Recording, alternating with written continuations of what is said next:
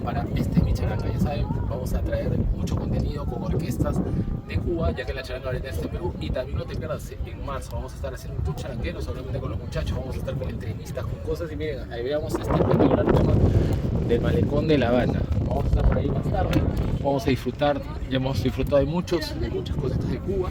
Este es mi segundo día, así que nada, seguimos charangueando como nos da la gana, ya saben, no dejen de seguirnos.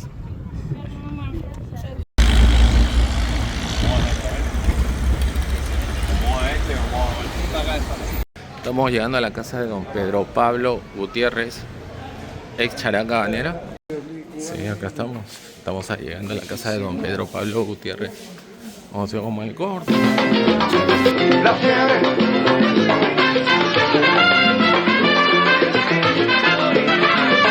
Ay, me sube. La fiebre.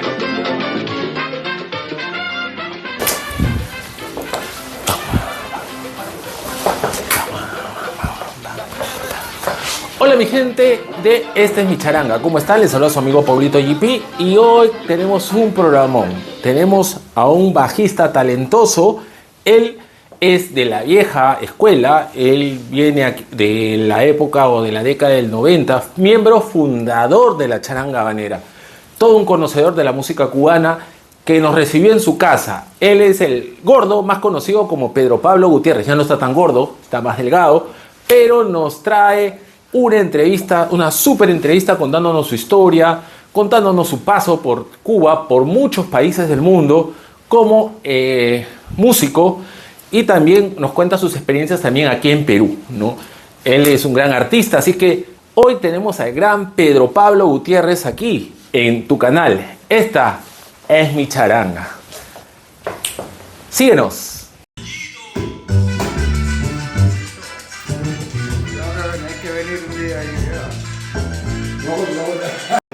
Es como alimento, los coros, pero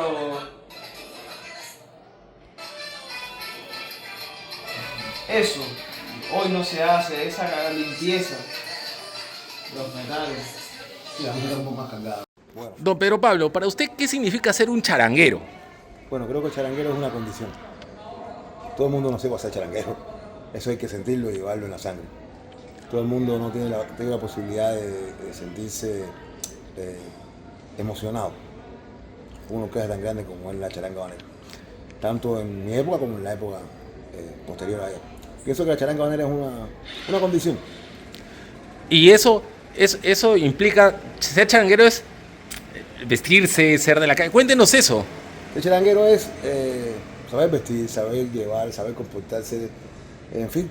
Luego te repito, es como, a ver, es una educación. Ser charanguero es como ser una persona educada. Bueno, el que es charanguero tiene que tener condiciones específicas para ser charanguero. Cuando empezó la charanga habanera, fueron muchos que eran mejores músicos que otros, pero no tenían la sangre, ni tenían el espíritu para ser charanguero. Eso es más o menos como la historia.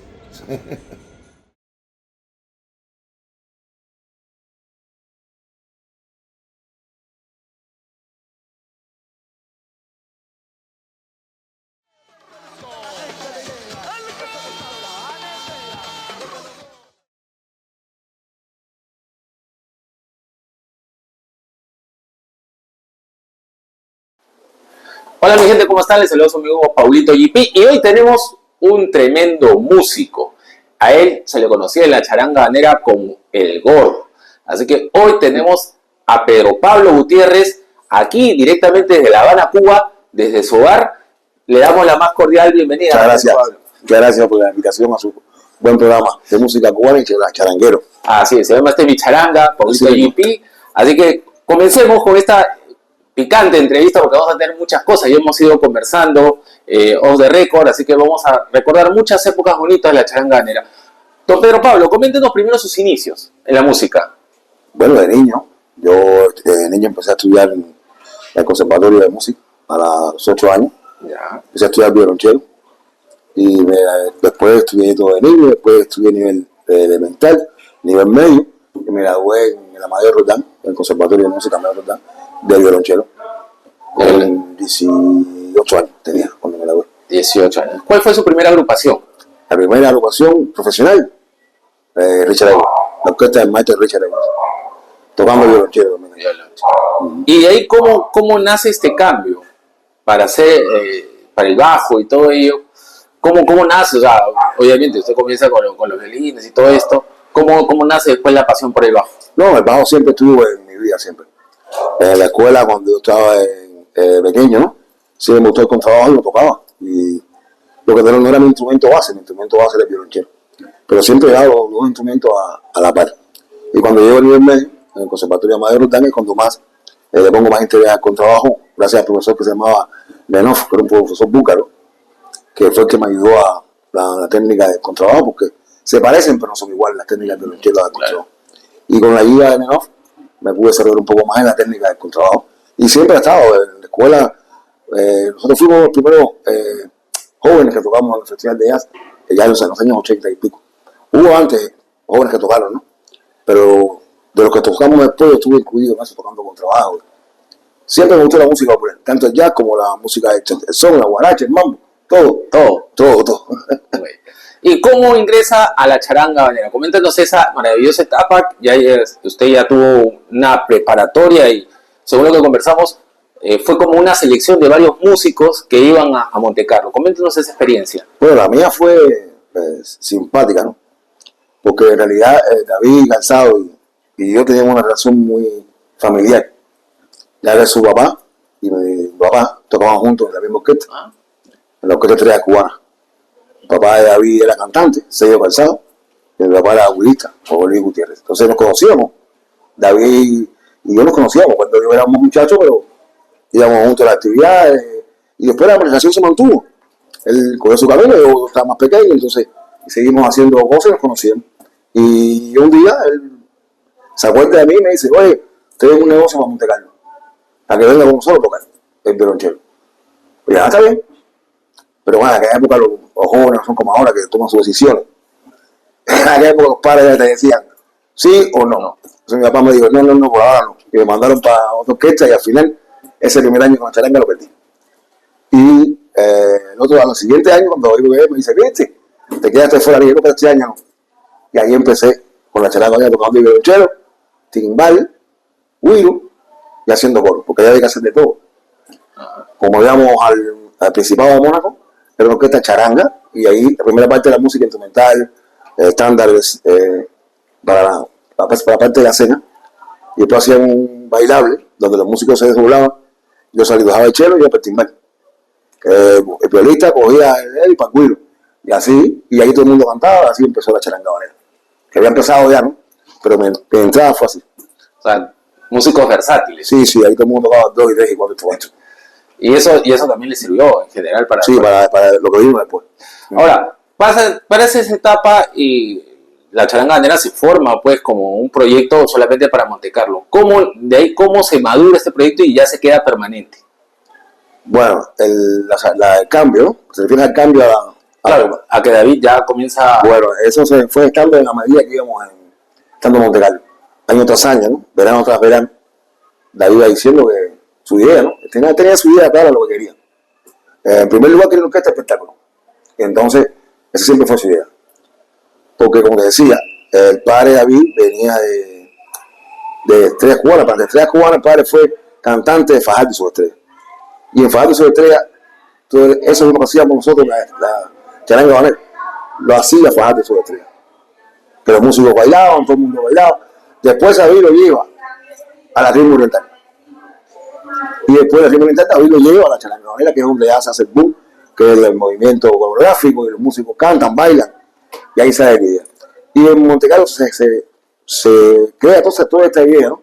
Y el primer tema que se creó, que lo creó Piloto, el maestro Piloto, fue La Fiebre, se fue añadiendo cositas en Montecarlo, los ensayos, como lo habían que hacer, David sentaba en el piano, entonces venía el otro y decía, mira, vamos a poner esto aquí, vamos a poner esto allá, y así fue naciendo Me Sube la Fiebre.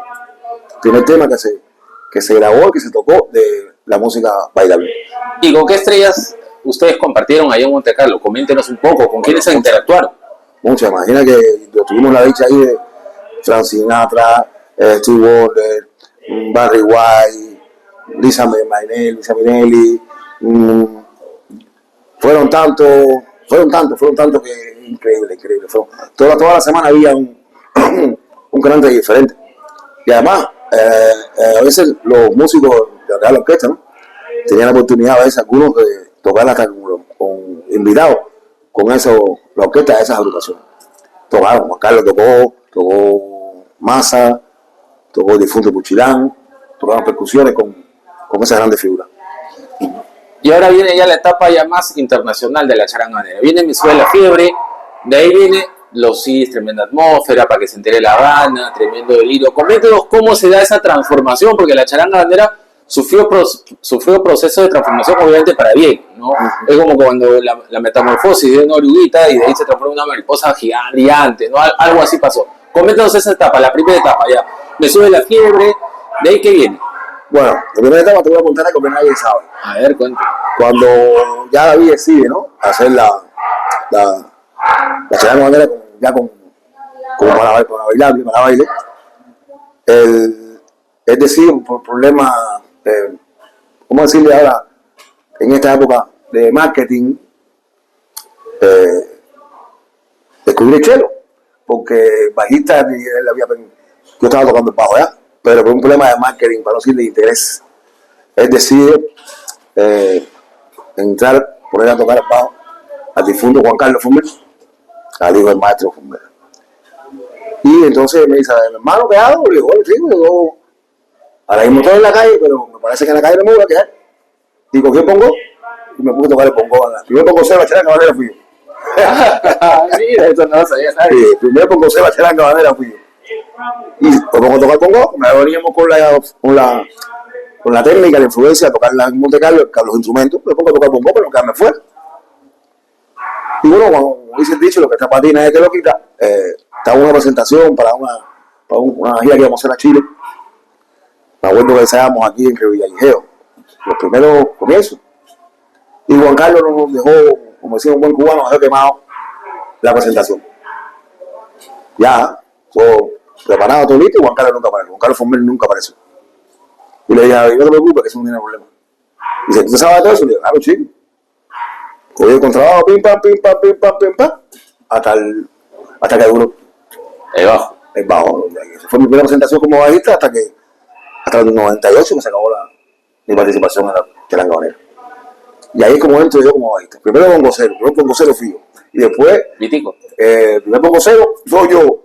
Y después es que entro como bajista ya, con esa historia que te acabo de hacer ahora. Ya. Me preguntaste cómo fue la transformación. Bueno, como te decía, se habla mucho de que los arreglos lo hacía David, lo hacía Juan Carlos. Le puedo decir lo siguiente, y con respeto se merecen ellos, se lo digo. Juan Carlos hacía los arreglos, los cuerpos del número. David hacía los cuerpos de los números, introducción y cuerpo. Juan Carlos hacía introducción y cuerpo. ¿Me entiendes? De ahí para allá, todo se inventaba en el ensayo. De ahí para allá, todo se quedaba en el ensayo. Porque Juan Carlos venía con un mambo que a suponer el mambo no estaba bailable. Y yo le decía, mira, en vez de hacer ese mambo por aquí, vamos a hacerle pa, y bom. Era una especie de laboratorio. Cada uno aportaba. Donde todo el mundo aportaba. Ah, sí, que el peso de la introducción y los cuerpos de los números, los medales, lo hacían ellos dos, de verdad.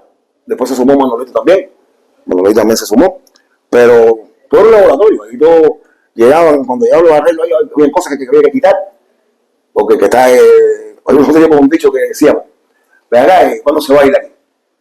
Porque los números venían demasiado, los arreglos venían demasiado cargados. Entonces están cargados. No, aquí no se puede bailar. Y entonces se iba simplificando las cosas, se iba quitando aquí, se iba poniendo allá, se iba creando una especie de historia que en realidad, bueno, al final, ellos fueron los que hicieron la introducción a eso, porque para mí eso no es preocupante. Ni nada de eso, se va a contar la historia, pero la verdad hay que decirla, era un laboratorio. Nadie puede decirte que las cosas que dicen que yo hacía en el bajo, me las escribieron. A mí nunca nadie me escribió nada. Yo eso salió de mi cabeza. A mí me venían solamente con el cifrado y todo lo que está ahí. Luego que se ve la grabación de la charanga bandera, entonces, a la hora de decir arreglos, no, tu arreglo tienes que decir arreglo cuando tú escribes bajo, de arriba abajo, y yo quiero que tú me toques esto. No, yo no era así. Ok. ¿Me entiendes? Porque hay muchas cosas que uno como músico y como creador y como joven que estaba en aquella época, tenía 20 y tantos años, aportaba y decía cosas, ¿me entiendes? Pero bueno, mucho debate con eso, debate en cual a mí no me preocupa, solamente siempre bueno aclararlo para que la gente sepa cómo era el mecanismo. ¿Y cómo era la relación con el maestro Polledo, que también era uno de los maestros, el Polledo trompetista, los metales? Polledo entró ya en los finales ya de Monte Carlo. De Monte Carlo, sí. Ya, él entró después. En el último año ya en Monte Carlo. Es que entra pues cuando se agranda un poquito más la banda para unas presentaciones que había en Monte Carlo, pero se buscó otro trompeta más, se buscó un sofón, porque eran otros intereses los que tenían la gente, los empresarios de Monte Carlo, y entra Polledo ahí. Y ese mismo año también entra Vitico. Lo que Vitico no pudo ir a Japón, y no pudo ir a Monte Carlo, y Vitico se queda. Y entonces, a partir de ese regreso de Monte Carlo, es que empieza la charanga banera, y Polledo estaba como trompeta normal. Ya el Polledo lo conocemos después como animador, y qué lindo, eso que inventó, ya eso es otra etapa. Pero la primera etapa era solamente trompeta y muy bien, la relación con todo el mundo ahí. La charanga banera está bien llevada, eso ahí teníamos muchos dichos, muchas cosas y todo el mundo se protegía mucho, nos protegíamos mucho en la charanga banera. ¿Y cómo comenzó ya el tema del baile? Porque ya el tema del baile, ya como bien lo hablé al inicio, ¿quién fue el que originario? ¿Quién dijo, si bien es cierto era el pensamiento de David, no creo que todas las coreografías partan de David, de repente alguno de ustedes aportaba, vamos a hacer tal baile, o tal canción específica, vamos a hacer este baile? ¿Cómo fue? Como te decía, ya desde Monte Carlo estábamos bailando. Pero de la bomba explora cuando ya hacemos la orquesta. Bueno, en realidad David ponía muchos pasillos, pero el creador de más pasillos en esa orquesta es Billy May. Vitico es el que creaba mucho más de los pasillos. David también ponía mucho, los demás también aportábamos mucho baile. Y como ahí no éramos bailarines, éramos bailadores, tampoco se podía apretar mucho con los pasillos. Entonces, para buscar cosas que estuvieran bien, se ensayaba. La charanga banera ensayaba que era un dolor de cabeza. Se ensayaba de 10 de la mañana a 1 de la tarde, la orquesta, hasta las 12 y media. Y después de 1 a 3 se ensayaba coreografía. Era el día entero para el teatro ensayando. Entonces, por eso cuando subíamos al escenario, todo el mundo decía, wow, ¿cómo suena eso? Se ensayaba música primero y después se ensayaba baile. Como bailarines profesionales que no éramos, había que esforzarse. Qué bueno, ¿no? Y eso es muy importante. Sí. De ahí ya viene esta etapa de los bailes, las coreografías. Y dentro de estos 3 CDs, más o menos, que son los que participan casi todo este gran conjunto humano, porque han estado juntos casi 10 años prácticamente. Sí, casi 10 años. Entonces, más allá de la familiaridad, la amistad que siempre ha primado, ¿cuál es el disco que cree usted es el que refuerza, el primero, el que lanza la charanga banera al estrellato, y cuál cree que es el que ya explota pues en todo el mundo? Bueno, mira, el primer disco, como todo el mundo, es el disco de la pasión. El primer disco donde uno nace, fue el nacimiento, la sube la fiebre. Pero la charanga banera fue creciendo a medida en cada disco. El segundo disco fue, a ver, ¿tú lo sabes cómo fue el segundo? Hey You Loca. Hey You Loca fue el segundo, después Presenté de La Habana, y la charanga fue creciendo, ya todo el mundo como músico, como arreglistas, como bailadores, los compositores, se fueron creando nuevos compositores, porque al principio solamente escribía David, escribía Manolín, nos regaló un par de temas, bueno, Piloto, Isaac Dao también nos dio el pregón de chocolate. Fueron varios, pero ya después se fue buscando otros compositores de afuera, se fue incrementando el repertorio, la música, y fue creciendo hasta que el tremendo lío que fue el boom de internacional, porque fue un boom internacional. Yo pienso que eso tuvo mucho que ver la izquierda que teníamos nosotros cuando aquello se llamaba Magic Music, bajo la tutela del señor Francis Cabeza, que fue uno de los gestores del boom ese internacional total de la charanga banera en el mundo. Fue increíble ese último disco también del equipo. Para usted, ¿cuál de todos esos temas, o cuál es el que le trae mejor recuerdo, el que le gusta más? En el que participó más también, ahí en cuanto a la música. Ajá, en cuanto a sonoridad, o que le guste la letra de aquel de... No, a mí el tema mío que sí me ha gustado el Chen. ¿El Chen? El Chen, sí. Ese es mi tema, porque tiene fuerza. Ese es mi tema, así de toda la vida. Y en el que más participó fue en Charanguéate, en el baile. Bailando, yo bailaba en toda la coreografía. Pero más se le recuerda en el Charanguéate. Por la coreografía. La coreografía del piso, que yo me quedo con el piso y no me puedo levantar. El gordo, ¿no? Pues ya dice, gordo. Fue la casualidad. A ver, ¿cómo viste eso? Eso no era así. El problema está que lo hacemos y yo me echaba para atrás y cuando me echaba para atrás me levantaba. Pero ese día en ese fue el teatro de ACDC. Yo me eché para atrás y se me rompe el pantalón. Y como que yo estaba muy gordo, y cuando me tiro para atrás, y yo le digo, Humberto, no, que tengo el pantalón roto. Y Humberto así, ella se da cuenta, y todos vienen y me levantan, y me ponen al lado, y ahí se quedó eso, pero se no era así. Ahí se quedó. Y ahí se quedó, pero como parte del show. Pero sí, pero eso sí, de todas maneras se traía, porque la gente... Sí, claro, pero... Fue casualidad. Eso no estaba aquí, ¿no? Qué buena anécdota, ¿no? Sí. Pero qué buena anécdota. ¿Y cuéntenos alguna anécdota que haya tenido en algún país, algo que le haya pasado con la charanga bandera, divertido, obviamente. Mira, quiere que le diga una cosa, que mucha gente no lo sabe. Nosotros fuimos, la primera vez que fuimos ¿dónde fue? Fue a México. Ya. Cuando estábamos en el segundo show de La Habana Libre. Y fuimos a México conmigo, porque el empresario dijo, yo me llevo esta orquesta para México, pero el Gordito tiene que ir. Porque estaba bailando, y bailaba para aquí, bailaba. Y el empresario dijo, sí, pero el Gordito tiene que bailar y tiene que ir. Y fuimos a México, gracias al Gordito. Porque era así, y aparte, una orquesta muy... Podemos decir que éramos tan jóvenes que teníamos una cantidad de cosas en la cabeza que era increíble, ¿no? Tanto musicales como toda la familia, ¿no? Todo el mundo se faja, todo el mundo dice cosas, pero al final todo el mundo se volvía bonito, no pasaba. A la hora de subirse en el escenario, ahí no había problema contigo, ni que no te mire, ni que estoy bravo contigo. No, ahí todo era así, y siempre fue así hasta un día. Como pasa en toda la familia. Eso, es un cuartito eso. Pero igual, coméntenos justo ese tema, esa familiaridad, esa sonoridad que transmitían. Ustedes transmitían a la gente, porque lo que la charanga buscaba era transmitir emociones a la gente, que la gente que los escuchara se identificara con la música del pueblo, la música popular. Para ustedes, ¿qué significaba eso? Que la gente, usted por ejemplo, ahora en el barrio, y escucha, usted es de la changanera, no, en ese tiempo le hablo, o que le dijeran, el tema, qué buen tema, el Me Sube la Fiebre, o el Charanguéate. ¿Qué sentían ustedes en ese tiempo? Imagínate tú, en algún momento estábamos en la cresta de la ola, y tú sabes que eso era... La charanga me puso muchas modas. Modas del vestir, modas de la sonoridad musical. Fue increíble aquello, ¿no? Que de repente inventábamos, por ejemplo, el pantalón que era una pata corta y una pata larga y todo el mundo. Y de repente al otro mes todo el mundo de La Habana se va a vestir así. Entonces es lo que tú te dices, wow, qué influencia de las personas no tiene, pero es una influencia positiva.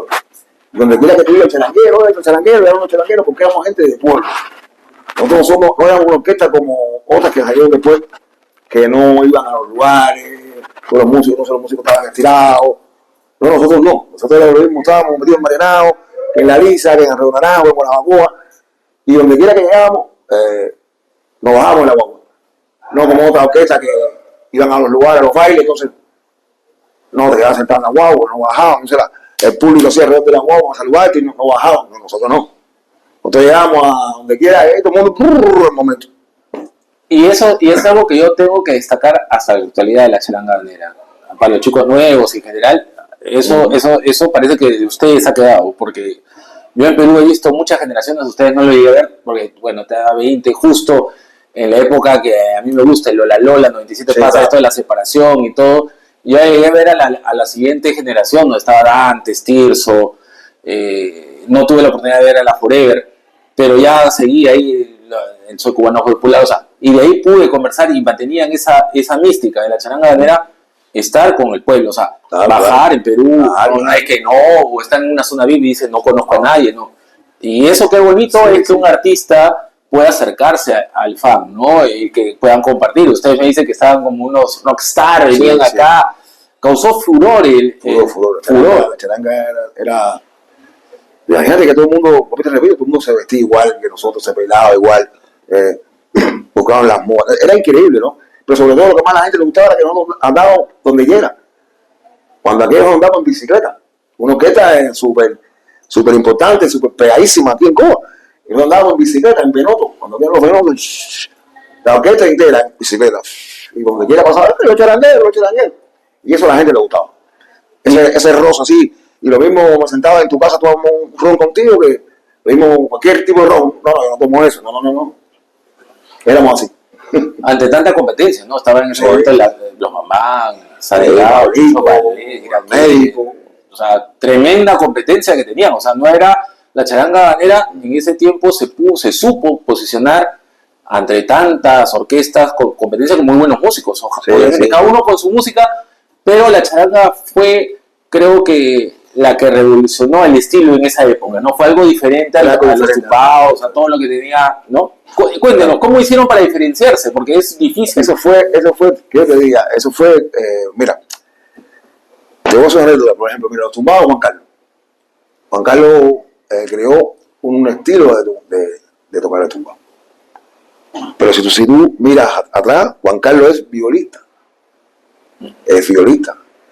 Entonces, él creó su propio mecanismo de tocar el piano y lo que tenía en su cabeza, y lo fue la introducción del piano, y creó un estilo. Yo soy chelista, y también creé un estilo y una forma de tocar en el bajo, como te decía ahorita. A mí no me escribí en el papel, yo todo lo ponía ahí, yo todo lo sacaba de mi cabeza. Y creo que el estilo de la charanga vino por tres cosas: bajo, piano y percusión. La Saga y Vitico crearon un mecanismo que puede llevar un picadillo entre ellos, que fue lo que hizo la diferencia. Vitico tocaba tumbadora muy raro.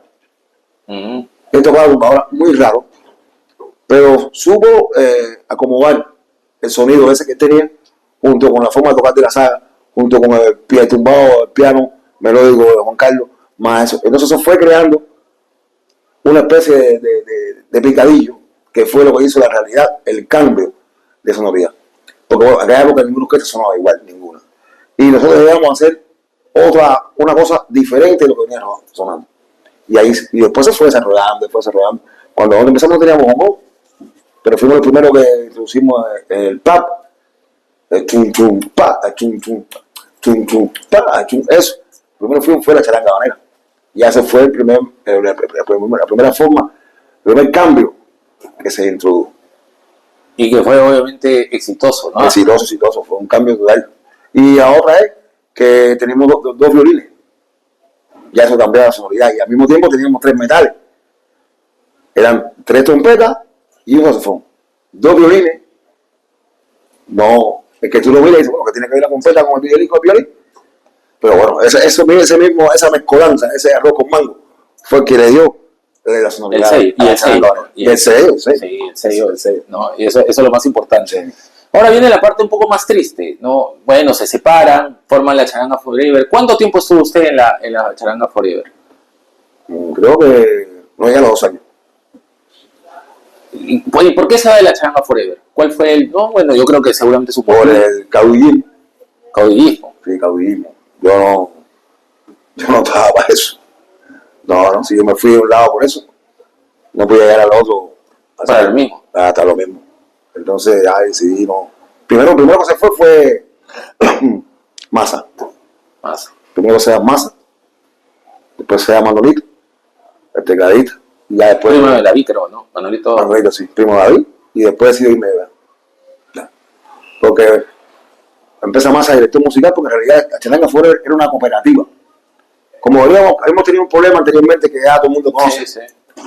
Con David, decidimos hacer la Charanga Forever todos juntos, pero una cooperativa, donde todo el mundo ganara lo mismo, donde lo que sobraba se invertía dentro de la misma orquesta, donde se decidió poner a Balando director general, pero no dueño de la orquesta, solamente para mantener una distancia en lo que era el músico y en lo que es la cosa, porque el músico, como tú a veces tú le das con mucho poder, se cree cosas, se hincha y entonces vienen los problemas. Y esa fue la idea, hacer una cooperativa. funcionó bien, después ya dejó de funcionar. Vinieron las primeras bajas, se fue Mazo, primero se fue, pues lo mismo. Después Manolito decidió irse y yo al final también decidí. Ya se quedaron ellos ahí con logrando hizo el dueño de la orquesta, de una manera espantosa, no sé de qué forma, de qué manera. Y ahí se comenzaron a ir todos. No, o sea, ellos aguantaron a cuánta gente, aguantaron el palo ahí. Un año más, creo, pero de ahí se fue. Eso aguantaron ahí el nombre, los Balandros de Charanga Forel, no sé dónde sacaron eso, pero así existe todavía. No tengo nada en contra de los Balandros. No, claro, pero di la verdad.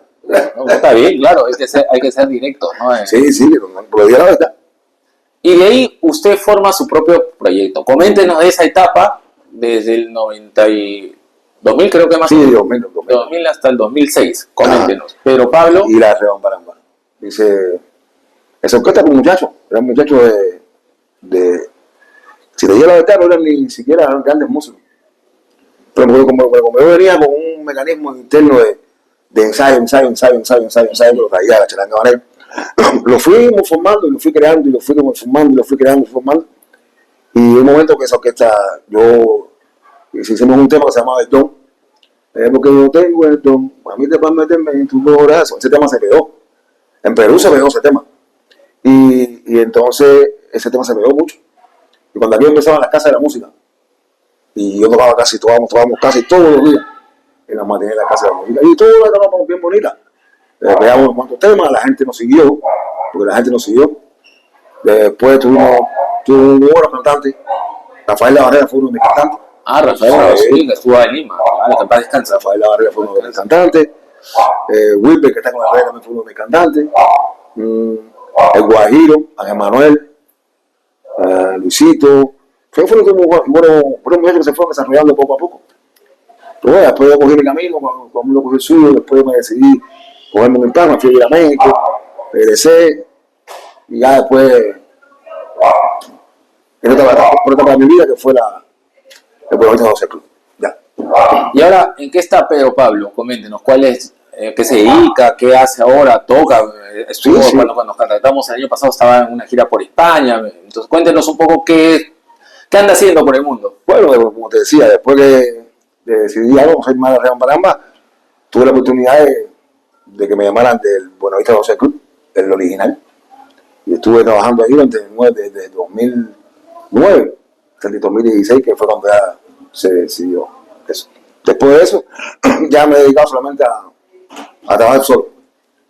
Tú me llamas, pues hago mi proyecto, el jazz cubano, y en eso estoy, haciendo mucho jazz cubano, cuarteto, quinteto, y en eso. La música popular la hago poco, pero bueno, si hay que hacerla se hace, porque se nunca se olvida. Eso lo lleva en la sangre. Lo lleva en la sangre, ¿no? Ya a eso me dedico ahora, sí. Aquí en mi casa pago producciones, eso, pero no, ya no. Banda así, tocar el timbre, eso ya no. ¿Y con quiénes actualmente se frecuenta la charanga habanera? ¿Con quiénes de esa época, de un contacto, amistad? ¿Con quién más se habla? Bueno, ahora mismo de los que quedan aquí en Cuba, hablo mucho con Patterson, el trompeta, que este año que no ha venido por aquí porque viene todos los días. Con Patterson, con Vitico, nos comunicamos mucho a través del Facebook. Con Leo Vera nos vemos, cada vez que nos vemos, conversamos de mando rato, Leucidio, como le digo yo. Mándale saludos, le mandó saludos, ayer tuvimos una entrevista. Saludos para compadre, saludos para Leucidio, compadre. Se le quiere. Sí, ayer tuvimos una entrevista también, así como usted, muy, muy entretenida, y le mandó muchos saludos. Sí, dijo sí. que sí se acordaba de usted y de toda la agrupación, de que eran como una familia también. Me habló casi lo mismo que usted me ha dicho, que la charanga era una familia, un grupo familiar. Ardenis, ¿alguna pregunta que quieras hacerle tú también desde tu ángulo y que de repente falte? Mira, por todo decirte que aquí también lo veo mucho de 2000. El trompeta también, que está aquí en Cuba, lo veo mucho también, nos saludamos también. Un saludo para 2000, para Patterson, para Vitico, para Massa, para todos los que estén en el mundo, para Juan Carlos, para todos los que formaron parte de la charanga habanera. Ojalá se anime, sobre todo Vitico, que le estaba insistiendo, tiene sus motivos, pero ojalá que Vitico pueda también tenerlo, el Vitimen, conocido como el Vitimen. Caguas de niña. Y ahora hay una parte importante que también marcó, aparte de la separación, marcó un hito, algo místico, pues algo que se crearon muchas historias. Cuéntenos qué pasó en la Piragua, aquel concierto donde se genera la suspensión de la charanga habanera. Coméntenos desde el helicóptero. Bueno, en realidad ese fue un concierto que fue bien preparado por nosotros, ¿no? La producción de ese concierto fue tremenda, era la productura, creo, del Festival de la Juventud de los Estudiantes. Y como la charanga estaba en un boom, qué mejor orquesta que la charanga madera para esa inauguración. Y se preparó todo de una forma limpia, nada oculto, solamente se sabía lo del helicóptero, se lo sabía todo. Y el helicóptero en realidad nunca llegó a donde estaban la gente, no. El helicóptero se lo vuela el público, el malecón, y sigue hasta el Parque Maceo. Ahí en el Parque Maceo, se descargan los cantantes, ya vi que fueron los que iban en el helicóptero, y nos montamos nosotros y regresamos por todo el malecón en Cocotarse, hasta la tribuna, donde íbamos a tocar. Empezó el concierto, todo bien, yo creo que fue un concierto muy, muy sabroso, muy querido por todo el pueblo, que lo disfrutó, todo el mundo la pasó súper bien. Que se comentó que si Miquel se bajó el pantalón, eso es incierto. En ningún momento Miquel se bajó ningún pantalón. Porque si se fija en el video que está en YouTube, no hay verán que no hay nada de eso. Eso fue una justificación, porque había que dar un escarmiento con aquí y lo dieron con nosotros. Pero no hubo nada de provocación. Ahora se hacen más cosas peores, pero no pasa nada. Pero bueno, en realidad fue una cosa maravillosa. Y eso fue todo lo que pasó ahí. Fue más mala intención de algunas personas con nosotros que en realidad lo que pasó en el concierto. Y ese concierto también marca un poco el alejamiento de algunos. Por ejemplo, ahí se va Dani Lozada, creo, ¿no? Y Juan Carlos, creo, ¿no? O sea, antes de la separación. Sí. Esa justo marcó ahí, Dani se va con Juan Carlos. Juan Carlos se va a hacer un nuevo proyecto. ¿No? ¿Y quién quedó ahí de...? Ahí entra... Bueno, mira, tú vas a hacer ahí... Ya... Ahí entra... Cuando se va Juan Carlos, ¿quién entra? Por Juan Carlos, porque por Dani no entra nadie. No, pero por Juan Carlos creo que sigue tocando Manolito, creo, el piano. Sí. Ajá, ahí paramos. Porque se dan y no entra nadie. Porque tenemos una sanción de un año. En ese tiempo... Pero fue de meses, me contaron. Sí, fueron nada más, fueron meses. Fueron 6 meses. Y cuando vamos a empezar, eso parece Cucurucho. Y es Cucurucho el que entra a empezar, cuando empiezan los ensayos, ya Cucurucho empieza a dar vueltas, entonces es que entra Cucurucho a tocar el piano con Juan Carlos. Y después por Daniel Lozada entró... Noel. No, Sandy Arante. Sander, claro, Sander, sí. Entra Sandy Arante. Sander Arante, que también duró poco, ¿no? Ajá, el tiempo que duró... Estuvieron juntos y ahí nomás se acabó. Ahí fue una gira a Europa y empieza la historia de la separación. De la separación, ¿no? Sí. Triste, pero bueno. Entonces, pero fue un concierto que marcó época porque ese concierto fue a nivel mundial y se creó ese mito, ¿no? En Lima también todo el mundo, para que escuche un poco en Lima, piensa que Michelle pues se bajó el pantalón y está esa historia, ¿no? No. Eso fue más especulación del pueblo. Pero fue más por los bailes eróticos, claro, ¿no? O sea, sí. porque ese concierto fue candela, o sea, se encendió, o sea, la gente, los bailes, fue algo que creo que despertó para que todo el mundo, la charanga ganera, fue un efecto, como nosotros decimos, efecto contrario, ¿no? En vez de decir, no, que mala orquesta, creo que fue algo que levantó, porque ahí fue ahí fue que la charanga ganera llega a Perú también. Y bueno, ya con la separación, pero también llegan ustedes que en ese momento con la charanga Forever, porque obviamente en ese momento la gente quería escuchar la sonoridad, eran dos sonoridades distintas porque no eran los mismos músicos, entonces siempre uno quiere escuchar el original y por eso ustedes también llegan a Perú como la Forever, ¿verdad? Sí. ¿Qué recuerdo? Ahí, olvídate que mencioné que Rafael La Barrera pegó un tema con nosotros que se escucha todavía en Perú, Ten Valor. Ese tema le rebambaramba. Sí, ese tema le rebambaramba. Cantando Rafael La Barrera. Para los que no lo sabían, los amigos de Perú, ese tema le rebambaramba cantando Rafael La Barrera. Mire. Cuando era parte de la orquesta. ¿Y qué recuerdos le trae mi país? Ya para ir finalizando la entrevista, ¿qué es lo que más le gusta, aparte de la comida, la gente? ¿Qué le gustó más? Mira, lo que más me gustó de tu país, primero la comida. La gente que son increíbles, sobre todo el amor que tienen por la música cubana. Es increíble. Yo he visto, tengo que decirte la verdad, ni aquí en Cuba, yo he visto tanto furor por la música cubana como en Perú. Y en aquella época no estaba tan fuerte como ahora. Y sin embargo, cuando nosotros tocamos, era el lugar lleno. Me acuerdo que hicimos un concierto creo que fue en el Callao, tocó Gran Combo, y nosotros también tocábamos antes. El trabuco, nosotros, el trabuco y cerraba el gran combo. Nosotros primero éramos los desconocidos. Bueno, la gente no quería que nos fuéramos. No queríamos que nos fuera. Esto fue en el Callao, un festival de Callao. De Callao, no, Callao es Chimpún, Callao. Mi gente Chimpún, Callao. Esto fue salseros, pero timberos a morir. Increíble, no quería que termináramos. No, por favor. Ese fue, Perú es increíble para la música cubana. Un saludo a todos los peruanos, sinceramente. Se le agradece. Muy bien, ya estamos en la parte final. Les agradezco esta tremenda entrevista acá a mi hermano Pedro Pablo. Hemos estado mucho tiempo conversando. Se dio la oportunidad de esta semana estar en La Habana, Cuba, por el Festival de la Salsa y también para visitarlo. Hemos estado ayer con Leo Vera y así estaremos con otros charangueros también más tarde. Así que cuídense y ya saben, seguimos charangueando como nos da la gana. Tus palabras finales, por favor, Pedro Pablo, para tu público ahí de Este es mi charanga. Charanguéate, mami. ¿Oíste? Este es mi charanga. Saludos a todos. Se les quiere. Bueno, el tema de cumpleaños manda sonido. Ahí está. Sacando la música. Ahí estamos con Pedro Pablo Gutiérrez. Ya saben, tremenda entrevista. No se la pierdan. Muchas gracias. Ya nos vemos. Sí. Nos vemos. Ya Gracias. estamos dando. Gracias. Gracias mi neto, gracias mi Soldi. Así que eso es de mi hija que es hincha de Claudio Rebata. Un saludo para ti, Claudio Rebata, mi hermano. Sé que estás triunfando en las redes sociales. Y para mi gente, mi Soldi, mi neto de Perú, de Cuba, de todo el mundo. Quiero agradecer su sintonía, los diferentes programas que vienen apoyando. Así que ya saben, dale like, comparte. Hace poquito hemos llegado a los 1000 suscriptores. Ya tenemos 1007 y queremos ampliar esta comunidad. Comparte. Este material ha sido hecho con mucho cariño, con mucho afecto para ustedes, los fans de la charanga. He tratado de reflejar algunas preguntas, muchos me pasaban por WhatsApp. Entonces he tratado de ser la mayor cantidad de preguntas de un fan de corazón de la charanga. Acá también estamos con el polo de mi otro programa, Gozando a lo Cubano. Ya saben, está en Facebook, síguelo. Ahí tenemos a Michael Blanco, que fue el padrino, y a toda la gente que nos ha apoyado. Quiero agradecer, antes de cerrar, a mi padrino de este programa, Carol B, el que me bautizó como Paulito GP. Mi hermano, estás triunfando ahí en Miami con tu propia agrupación. Un beso enorme. No me olvides de ti, tú eres mi padrino, lo sabes.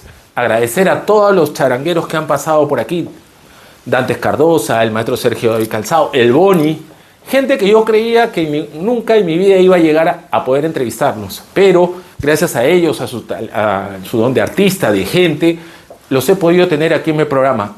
A casi todos. Solamente me falta Leoni Torres, Randy Michael, que son un poquito más difíciles. Pero no pierdo la fe, ¿no? Espero que ellos muy pronto puedan acceder a una cortita, no importa, pero pequeña y simbólica entrevista. Pero estoy atrás de ellos, así que vamos a ver si se puede. A Peter Nieto también, a quien le mando un fuerte abrazo, ¿no? Hemos tenido a Julián Oviedo, hemos tenido a casi la pila de charangueros y gracias por el apoyo que ellos nos dan también desde el extranjero. Juventino, mi hermano, se te quiere. Fuimos a visitar a la mamá de Heikel en Cuba. Señora, un beso, un abrazo para usted también, mis respetos. Hemos estado con Leo Garrido, con Osmani Collado, con toda mi gente, a Noel, mi hermano. Yo sé que no nos pudimos ver en Cuba por tus motivos. Un fuerte abrazo, tú sabes que estamos contigo, mucha fuerza, Noel, se te quiere. Y agradecemos a toda la pila de gente que conocimos de la charanga habanera y de otras agrupaciones, a Kiki, a mi hermano Chucho, el rey de la salsa, que ya saben, si ustedes quieren la mejor música cubana, búsquenlo como Chucho, rey de la salsa en las redes sociales. Tiene concierto para conocedores, así que lo encuentras ahí, cobra cómodo, así que ya saben, búsquenlo, encuéntrenlo y 100% recomendable. Él también nos pasa material inédito para nuestro canal, así que se le quiere mucho, Chucho. Un fuerte abrazo y a toda la gente del grupo de WhatsApp. Así que ya saben, seguimos charangueando como nos da la gana y nos vemos pronto con más charanga habanera. Esperamos tenerlo también Capote, No Te Me Escapas, y Vale el bajista también de la actual charanga habanera. ¡Chau!